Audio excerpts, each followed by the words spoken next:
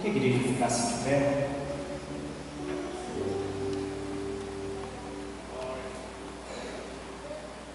Queria que você fechasse os seus olhos nesse momento. Senhor Deus bom,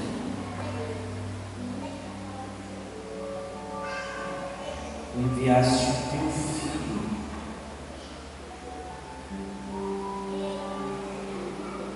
como prova do amor que tu tens.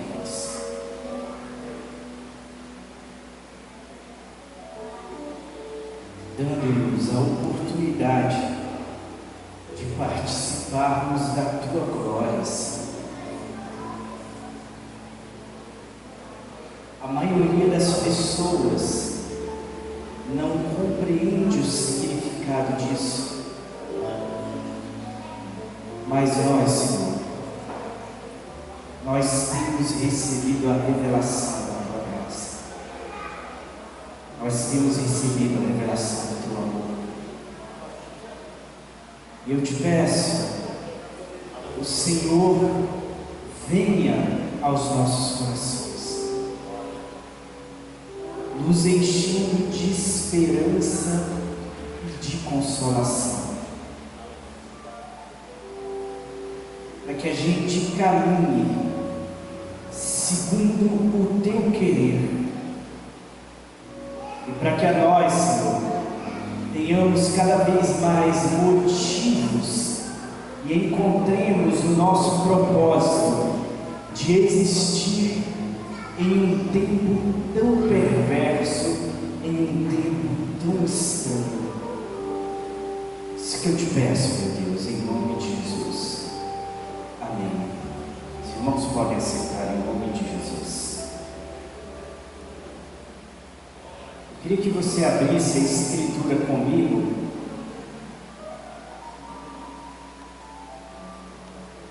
no Evangelho segundo escreveu João,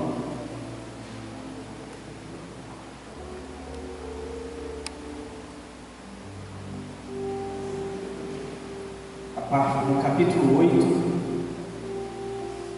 Evangelho segundo escreveu João, no capítulo 8, a partir do verso 54, você pode ficar sentado mesmo.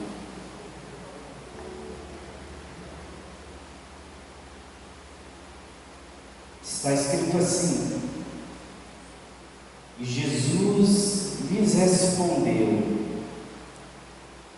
se eu me glorifico a mim mesmo, a minha glória não é nada. Quem me glorifica é meu Pai, o qual dizeis que é o vosso Deus. Entretanto, vós não o conheceis, mas eu o conheço. E se disser que o não conheço, serei mentiroso, tal como vós. Vocês dizem que o conhecem e mentem nisso, e se eu disser que não o conheço, eu serei mentiroso. Mas eu o conheço e guardo a sua palavra. Abraão, vosso pai, se alegrou e se exultou ao ver o meu dia, e o viu. E então os judeus disseram a Jesus: como assim? Você está dizendo que Abraão viu o seu dia e se exultou? Você não tem nem 50 anos e vem dizer que viu Abraão? E disse-lhes Jesus: em verdade vos digo, que antes que Abraão existisse, eu sou. Então pegaram pedras para lhe atirarem, mas Jesus ocultou-se e saiu do templo, passando pelo meio deles, e assim se retirou. Esse dia aqui é um dia bem interessante na vida de Jesus. Jesus, ele vai para o Monte das Oliveiras, e ele tinha o costume de ali se entregar em oração. E as orações de Jesus não eram orações rápidas, normalmente eram orações intensas, porque Cristo, muito além de cada um de nós, ele conhecia o espírito humano, ele conhecia o reino espiritual, ele conhecia as nossas necessidades, ele conhecia os nossos pecados. Então esse conhecimento amplo que Cristo tinha o fazia orar mais intensamente. E do Monte das Oliveiras, uma caminhada até o templo é mais ou menos 10 minutos. Você desce do monte, você passa por um vale e já chega ao Monte do Templo. Jesus, pela manhã, ele sai do Monte das Oliveiras, vai até ao templo, e na hora que ele chega ao templo, existem um número enorme de pessoas que estão ali, principalmente sacerdotes, fariseus, saduceus, e que eles, no seu coração e na sua arrogância, se dizem guardadores, se dizem zelosos da palavra, da Escritura e da lei de Moisés. E estes homens que se dizem os mais zelosos, só que eles são ao mesmo tempo os mais intolerantes, que se dizem os mais profundos de conhecimento, mas eles são ao mesmo tempo os mais ignorantes, os que menos conhecem. Eles trazem até Jesus uma mulher que foi pega em adultério, e aí eles afrontam Jesus. Jesus está ali pela manhã ensinando, pela manhã trazendo as suas palavras de vida eterna. Quando eles chegam com aquela mulher, trazem a Jesus e dizem: Senhor, pela lei de Moisés, pela tradição, e não somente pela tradição, pelo que está escrito, nós precisamos apedrejar essa mulher até a morte, porque ela foi pega em adultério. Jesus está inclinado, e então ele se ergue, ele se endireita, ele se levanta. Estava ali escrevendo algumas coisas no chão, enquanto aquele momento de juízo e de julgamento chega diante dele. E aí Jesus lhes diz aquelas palavras simples: aquele que não cometeu pecado, que atire a primeira pedra. E a gente vê nesse instante a manifestação da graça e da misericórdia. Só que a manifestação da graça e da misericórdia, ela se revela em juízo contra a consciência daqueles acusadores, porque a graça e a misericórdia muitas das vezes é manifestação de juízo na mente daqueles que são religiosos, ignorantes, arrogantes e cheios de si. Entenda isso, que a graça e a misericórdia do nosso Senhor, se não exercer juízo, se não exercer peso e culpa, antes de tudo na tua consciência, para te conduzir ao arrependimento, à reflexão e ao exame pessoal, você se vê perdido, atolado na sua arrogância, você se vê erguido na sua soberba, da qual um dia o Senhor pode de lá te derrubar. As palavras de Jesus são tão profundas e tão cortantes,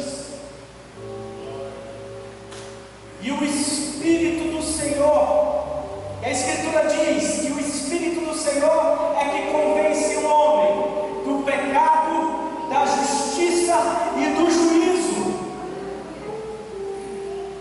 Note que todo homem que vai passar por esta existência, ele terá que encarar o Espírito do Senhor, que o convencerá do pecado, da justiça e do juízo. Mas nem todo homem, ainda que seja convencido, será convertido para a graça que nos salva. Porque ser convencido não representa a consciência de arrependimento que converte o coração humano. E o Espírito Santo convenceu aqueles homens.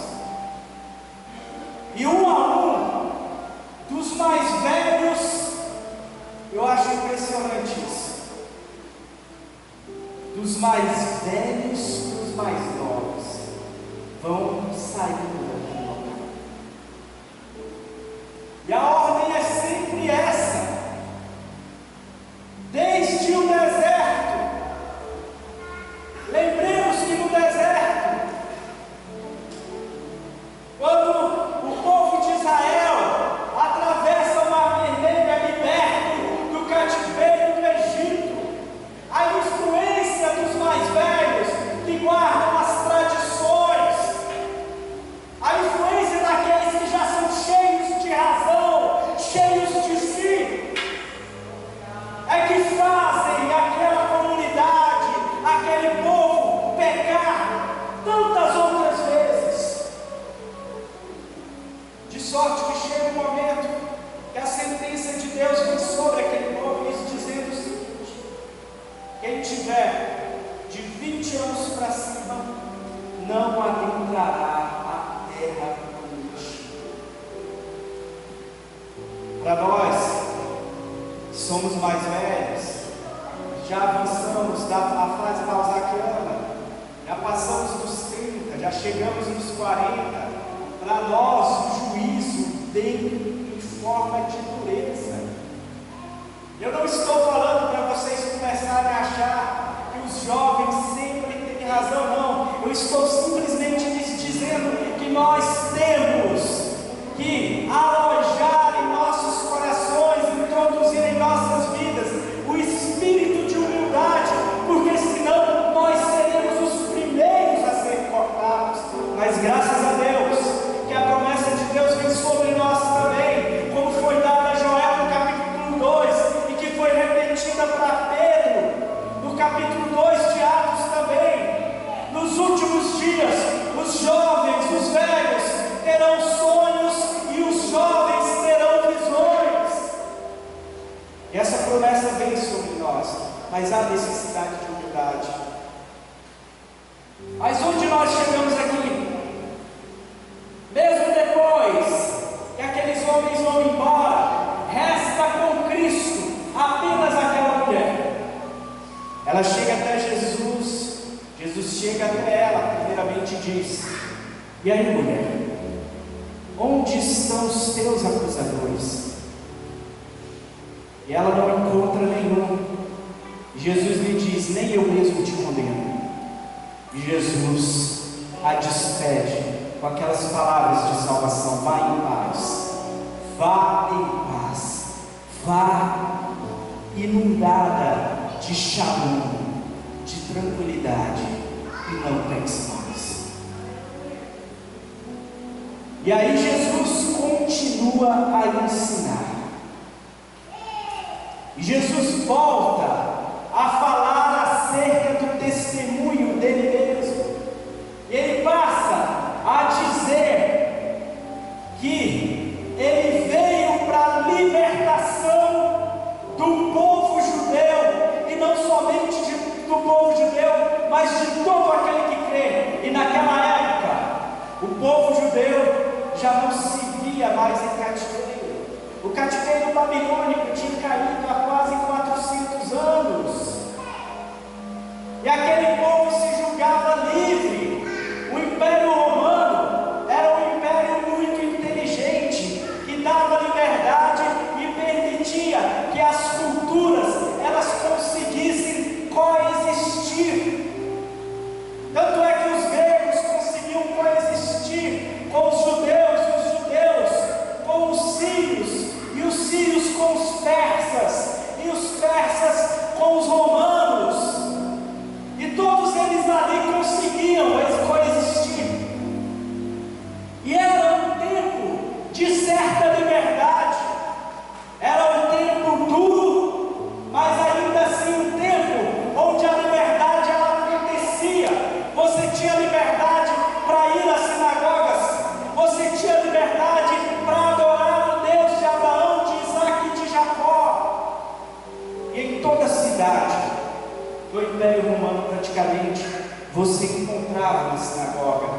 Atenas você encontrava uma sinagoga, em Corinto você encontrava uma sinagoga, em Éfeso você encontrava uma sinagoga, na Galácia você encontrava uma sinagoga, em Decápolis você encontrava uma sinagoga, na Bereia você encontrava uma sinagoga.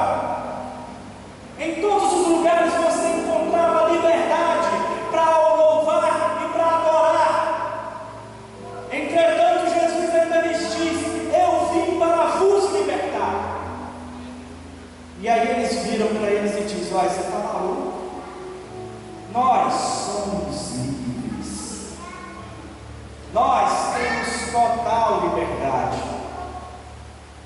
E aí Jesus diz: pois se você está preso ao pecado e é servo do pecado, de fato você não é livre. Vocês se julgam a descendência de Abraão, mas vocês não conhecem sequer o Deus de Abraão, porque vocês estão atolados nos pecados de vocês.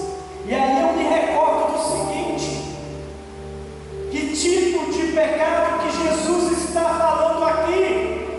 Ora, pouco antes, ele está diante de uma mulher que foi pega em adultério. Meu Deus do céu! E que Jesus não a condena, mas aqueles ali que estão diante de Jesus estão todos condenados. Nem a mulher adulta está condenada, mas aqueles ali estão todos condenados. Que modalidade de pecado é este? É o pecado da religião, é o pecado de carregar tradições que são vazias de significado e que exercem juízo duro sobre os outros, mas não é capaz de olhar no travessão que está posto diante do próprio olho. Este pecado é que acompanha aqueles homens de dura cerviz, aqueles homens de um coração petrificado. Este pecado é que lhes levaria para o inferno. Uma certa época,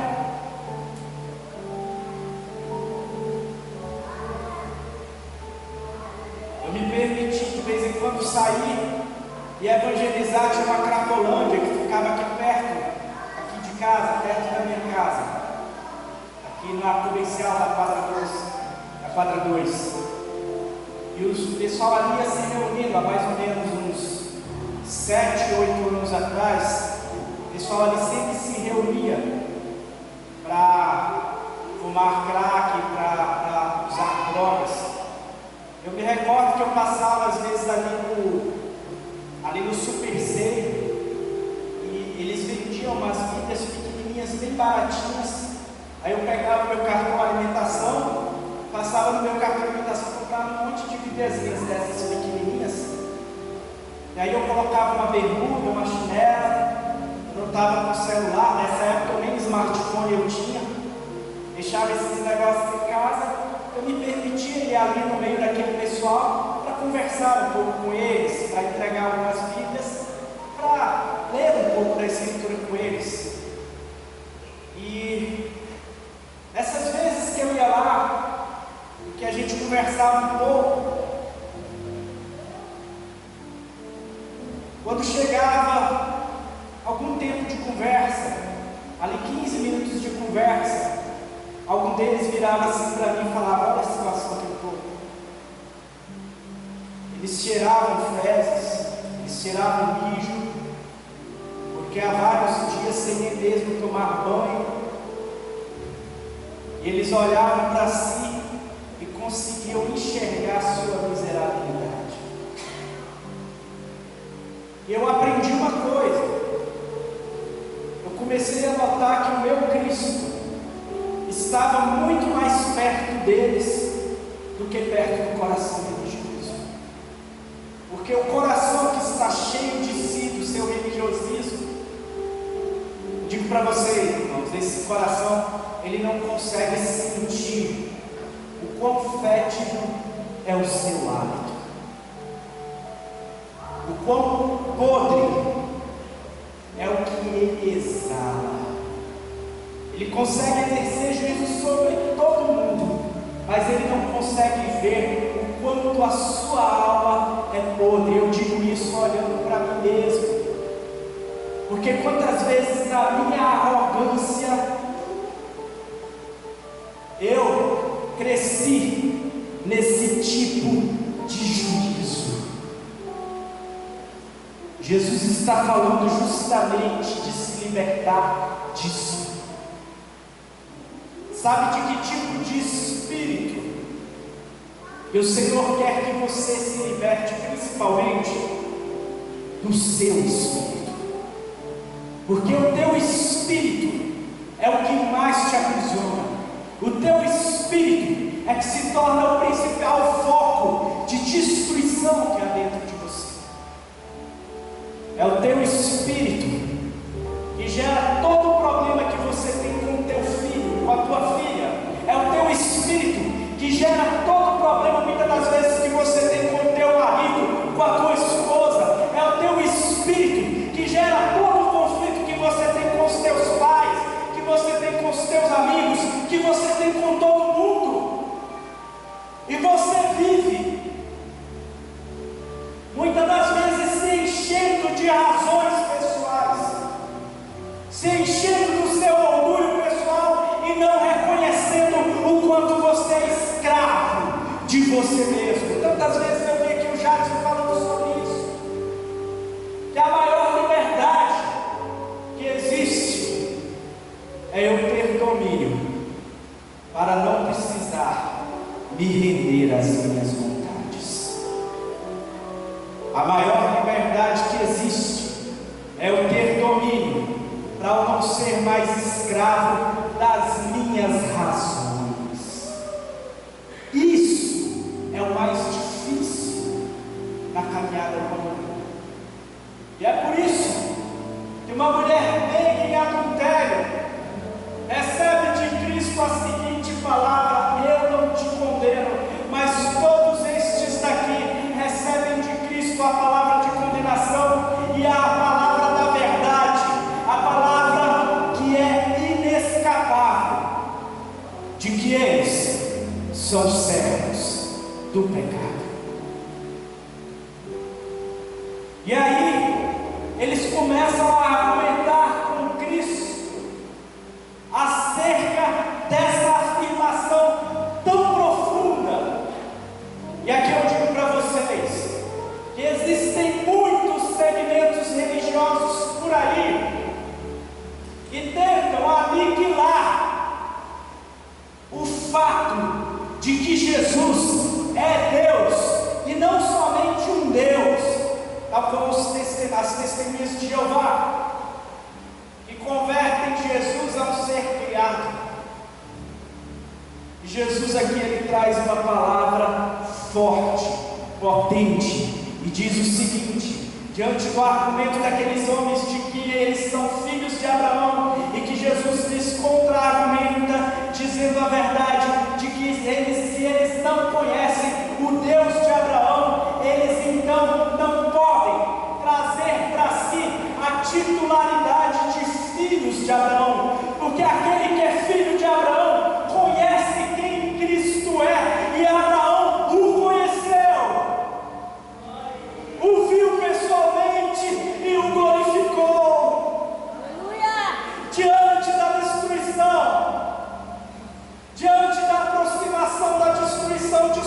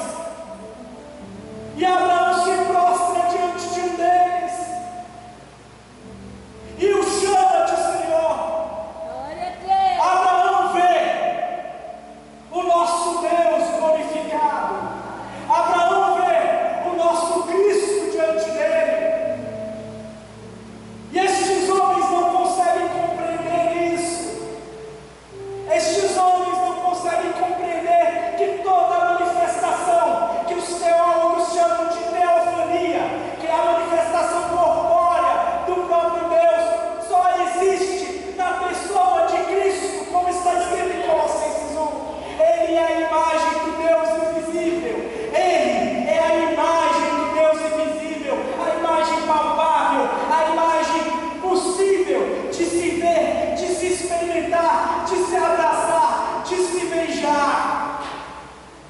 Esse é o Cristo que você serve. E eles estão diante dele. E Jesus diz a Abraão: Abraão me viu. E Abraão me alegrou, se alegrou. E Abraão não somente me viu, mas Abraão viu o meu dia. Porque Jesus está dizendo que Abraão, na verdade, já estava ressuscitado junto com ele. Porque as questões da glorificação do ser humano, irmão Marcos, já aconteceram. O fato é que você que está aí sentado, como está lá em Romanos capítulo 8, 28, o Senhor Jesus, que já te justificou no passado, Ele já te glorificou. Você hoje ainda não consegue ver, mas você já existe em um novo corpo. Você já existe numa forma incorruptível. A única coisa que aconteceu ainda é que nós hoje apenas experienciamos isso pela fé. Aleluia! Mas conforme está escrito, tudo isso já aconteceu no passado. E é por isso que Jesus diz que Abraão já viu o grande dia do Senhor. Glória a Deus! Aleluia!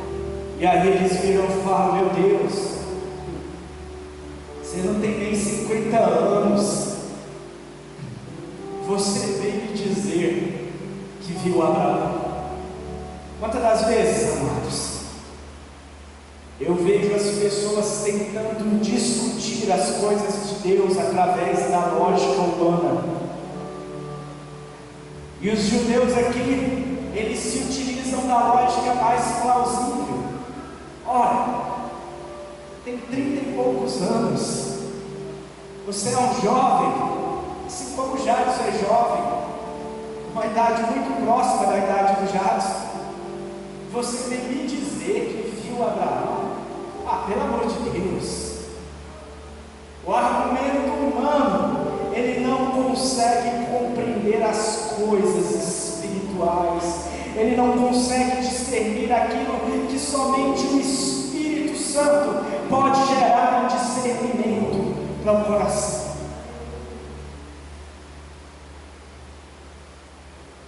E aí Jesus lhes diz: em verdade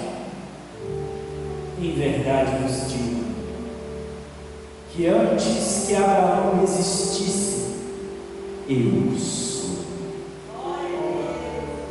A palavra Yahvé, que é escrita no judaico, que eles tanto evitam no hebraico falar, que foi traduzido para nós como Jeová. Yahvé é a mesma palavra Jeová, mas ela é composta em hebraico das duas palavras eu sou. Yahvé significa eu sou. Aqui Jesus está dizendo de modo categórico: em verdade eu vos digo, Yahvé, vocês estão diante de Jeová. Vocês estão diante daquele que foi até Moisés e, em nome de quem Moisés libertou o povo de Israel. E ele retoma novamente a ideia da libertação, porque agora o cativeiro não é o Egito, agora o cativeiro no Egito é a arrogância humana, agora o Egito é a soberba humana, agora o Egito é você conclamar para si a sua consanguinidade pura.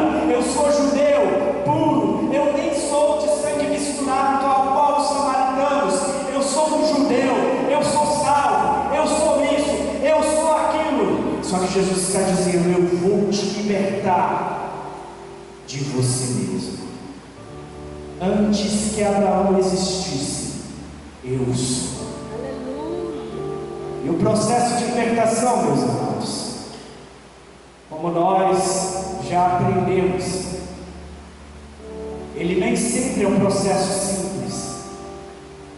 Às vezes, para dobrar o faraó que existe dentro de nós, ou o faraó que nós erguemos diante de nós, é necessário que venham 10 pragas. É necessário que a gente experimente a misericordiosa ira do Senhor.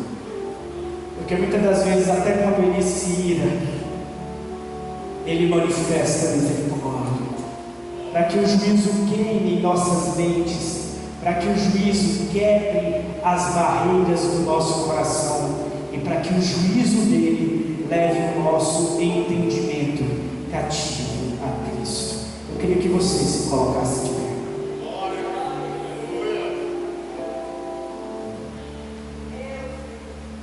O poder dessa palavra que liberta hoje habita o teu coração. E nós, que somos filhos de Deus, herdeiros de Deus, nós temos em nós este poder, essa virtude do Espírito Santo, de evangelizar tantos outros, para que a gente possa conduzir ao conhecimento dessa palavra que liberta. Eu acho impressionante. Está escrito que os filhos são a herança dos pais.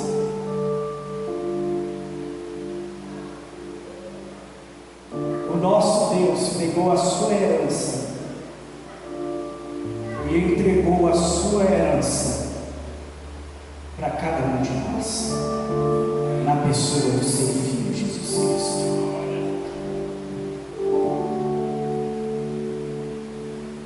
Para que a gente possa ganhar outras pessoas para Jesus, a primeira coisa que a gente tem que entender é que nós não podemos estar com o coração inundado de um religiosismo arrogante, mas a gente precisa estar com o coração inundado de misericórdia, tal como Jesus manifesta a misericórdia para aquela mulher adúltera. Somente assim é que o mundo vai nos ouvir, e que as pessoas que estão perdidas vão se achegar e vão ter contato com o nosso Senhor. Glória a Deus. Senhor Deus amigo, eu te louvo e te agradeço, Senhor, porque Tu és um Deus bom, porque Tu és um Deus maravilhoso, porque Tu és um Deus justo, porque Tu és um Deus que nos derruba do nosso trono e nos faz nos prostrar diante de Ti. Lá em Apocalipse, no capítulo 4, a Escritura diz que diante do Cordeiro, os 24 anciãos, que representam as 12 tribos de Israel, e os 12 apóstolos do Cordeiro, que representam o povo judeu e que representa a igreja do Senhor, eles ali reunidos, eles se prostram diante de Ti, eles tiram as suas coroas e oferecem a Ti, Senhor. Não há outra forma de salvação senão aquela em que nós nos prostramos e que nós deixamos a nossa arrogância de lado e deixamos as nossas razões de lado e deixamos a lógica humana de lado muitas das vezes para simplesmente nos rendermos diante de Ti. Oh, glória a Deus. Só assim nós encontramos, Senhor, a verdadeira salvação. Usa-nos, Senhor, como divulgadores deste Evangelho que liberta, e conhecereis a verdade vos libertará. Tu que nos disseste: eu eu sou a luz do mundo. Que o Senhor ilumine o nosso entendimento, para que a gente possa caminhar nessa consciência. Em nome de Jesus, nós te agradecemos.